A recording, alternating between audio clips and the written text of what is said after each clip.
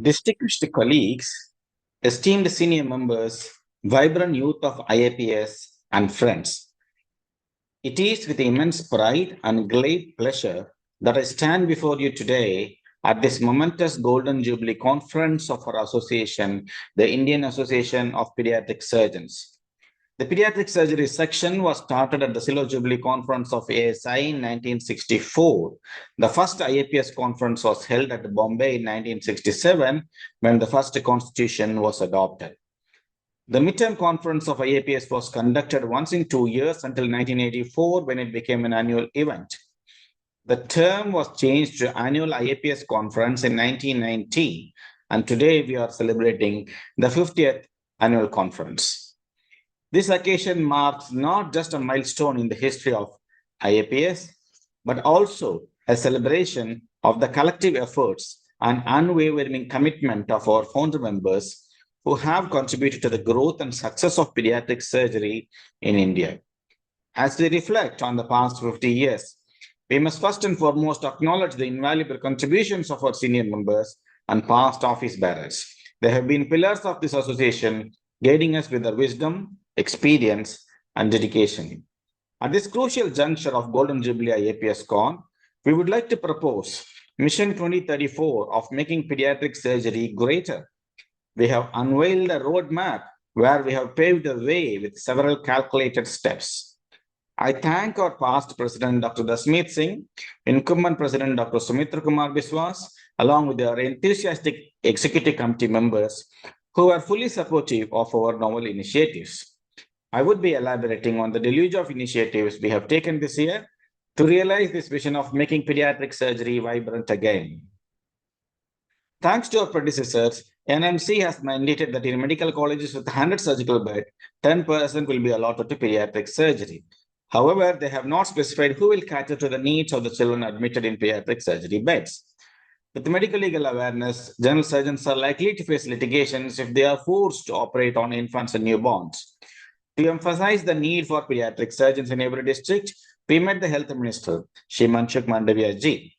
In addition, we made multiple representations, and Dr. Vijayendra Jamelia, Deepak Goyal, Kanishka Das, Yogesh Sharin, all of them also have made individual representations to NMC over the last year, and we thank them all. We have also met Niti Aayog member Dr. V.K. Paul, who appreciated our efforts to reduce infant mortality by spreading pediatric surgery to the districts. Our goal is to make MCH qualified pediatric surgeon faculty position a minimum standard requirement in all NMC recognized medical colleges. Several young pediatric surgeons this year have started a new pediatric surgery position at district hospitals and Tier 2-3 cities. We appreciate all of them as they have taken up the challenge of starting a new clinical service, and they have saved huge travel costs for parents who otherwise would have taken these infants and newborns over several miles.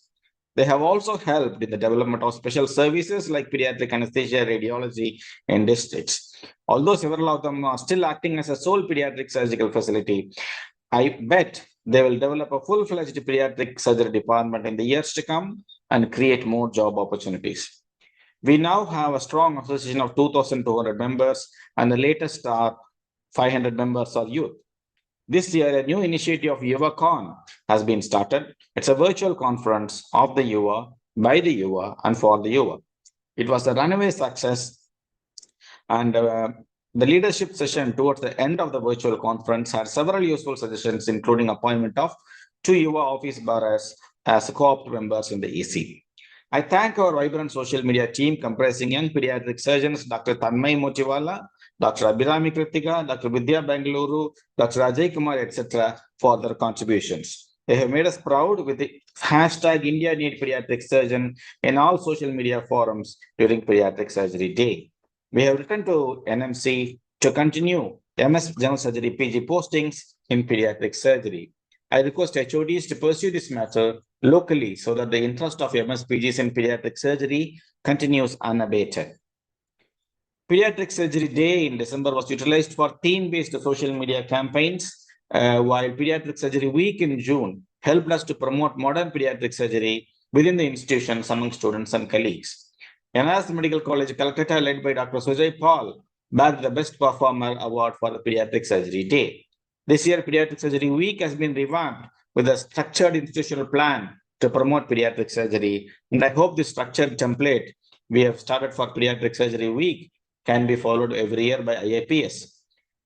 To kindle interest among MS General Surgery and MD Pediatric residents, IAPS Kindle Awards was started, and from the IAPS offices, quiz program was designed for MS and MD Pediatric postgraduates.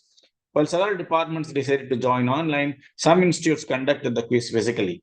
Even an essay competition was conducted for UG students, and this year, ACPJ Lucknow, led by Dr. Basant Kumar, received the award for best performance during the Pediatric Surgery Week. This year, an Android and iOS application have been launched for IAPS members to stay connected and informed of all IAPS activities. The long-pending suggestions of past IAPS office bearers, like congenital anomalies and tumor registry, member update, notifications, JIAPS announcements, election announcements, district-wise member search, have all been realized by this IAPS Z application. All push notifications are available at one point for the IAPS Secretary General to make easy announcements. I request members to update their profile photo and address themselves and help us create a digital member database. The IAPS Next Gen exam series was a big hit among the students, and we plan to award the best performing PG student. There is an ongoing debate on the safety and ethics of live workshops, and we stressed our position that live workshops are indeed essential when we were consulted by the NMC. One of the alternatives to live workshop is to demonstrate the procedures online, and we have now started the initiative of My or Your VR, where the continuity of the care is there because we operate and then live telecast from our own institute. Our tech-savvy young generation and subsections should utilize this virtual opportunity to increase their outreach to the students. A virtual women conference was conducted, and we feel that the WomenCon and IAPS YuvaCon could become regular virtual events of IAPS in future. Thanks to the efforts of Dr. Bajpai, a collaboration has been realized with the National Neonatology Forum, and the first webinar was on newborn jaundice, biliary atresia, and liver transplantation. IAPS and IAP presidents met on the sidelines of a conference held at Chennai and discussed the possibility of joint webinars, joint social media campaigns, and to create joint guidelines in areas of common diseases. We have also initiated an MOU with the Indian Society of Pediatric Nephrology to conduct joint virtual meetings with ISP or IAPS. It is essential to collaborate with other sister organizations like FOGC and ASA also. IAPS has been proactive in all legal and policy-making initiatives throughout this term. A legal cell has been formed, and our members with the legal expertise, Dr. Pradeep Arora, Dr. Maman, Dr. Anil Dubey, and Alpana Prasad are part of it. IAPS Apex DSD Multidisciplinary Committee was formed as early as in November 2023, and AMDC has a mix of pediatric surgeons, pediatric endocrinologists, and child psychologists. 2 AMDC meetings have been conducted, and I thank our Joint Secretary Manjusha Sailukar for successfully coordinating these meetings. IAPS has been proactive in setting up the virtual meeting with the Solicitor General, Ms. Aishwarya Bhathi, and upon her insistence, we were invited by the Government of India to brainstorm DSD issues and come up with recommendations. We met twice, once physically at AIMS and one virtually with the Department of Health, and have formulated the central government guidelines on DSD. We are facing two issues on treatment of congenital anomalies. Ayushman Bharat packages of pediatric surgery are meager and not uniform. Private insurance companies are not covering congenital anomalies. We met the Finance Minister of State, Dr. Bhagwat Kharad at Delhi, and requested for uniform Ayushman packages. We thank Dr. Totla and AIMS Director Dr. M. Srinivas for guiding us in this matter.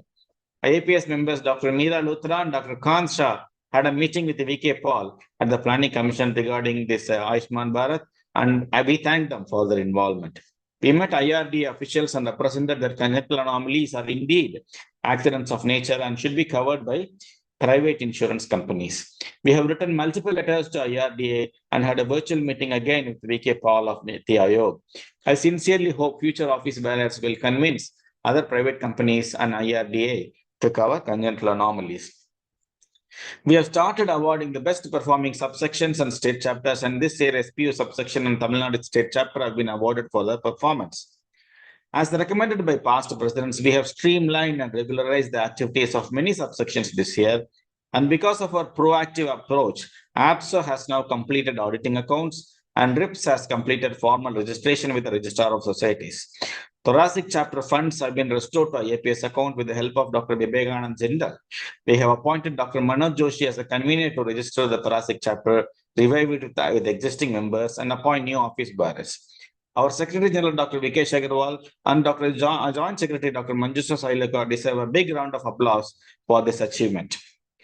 IAPS as a parent body has indeed been hand-holding subsections and state chapters, and this year Jammu Kashmir state chapter of IAPS has been started, and I wish them all success in their future endeavors. The voter list has been thoroughly revised, incorporating all subsection members' details this year. I thank our Secretary General and Section Secretaries for this humongous exercise of matching IAPS and subsection membership.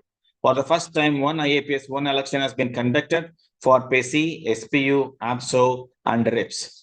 The election exercise via e-voting process was seamlessly led by Professor Sumitra Kumar Biswas, and we should also ensure that seamless transfer of subsection office bearers at IAPSCon once the results are announced. We have started issuing certificates of election certificates of completion, as in future evidence of serving as IAPS EC will become mandatory. We request IAPS members to ensure that they do not create a vacancy of senior position in subsections like a chairman, chairman-elect, or secretary while they contest for elections. We need to introduce the necessary changes in the constitution so that one member holds only one senior position at one point and completes his or her term before becoming eligible to apply for another senior position. With the growth of subspecialty sections, there are now too many workshops and conferences within a year. While local institutions can continue to have their own workshops, it is crucial to maintain 6 weeks gap between IAPS and subsection events. We propose a uniform calendar so that a good delegate attendance can be ensured for IAPSCon and subsection meetings. During summer months, virtual meetings, webinars, and collaboration meetings between NNF, IPNA, and all can be organized. However, a liaison between subsection secretaries and IAPS Secretary General is needed to ensure that 1 week gap is there between virtual events. The award committee has been expanded to 5-member committee, and this process has become transparent with a credit-based, equitable, and representative awarding pattern. An MOU has been signed for Padma Shri R.K. Gandhi Gold Medal, and rupees 10 lakhs has been deposited by R.K. Gandhi family. And the same model of MOU is being applied for all other awards also. I should offer due credit to our past President Dr. Dasmeet Singh and past Secretary General Dr. Sanjay Rao for starting this process. We have also proposed that all IAPS awards should undergo a uniform process of advertisement and nomination, followed by a merit-based selection without ex-ante recommendation or post-facto approval by any person beyond the awards committee. We have proposed a new award called IAPS Clinical Leadership Award to recognize outstanding pediatric surgeons in the age group of 50 to 60 who have demonstrated leadership skill. The third edition of IAPS Standard Treatment Guideline has been updated and released, and we have included many new chapters, and I would like to thank all the new authors.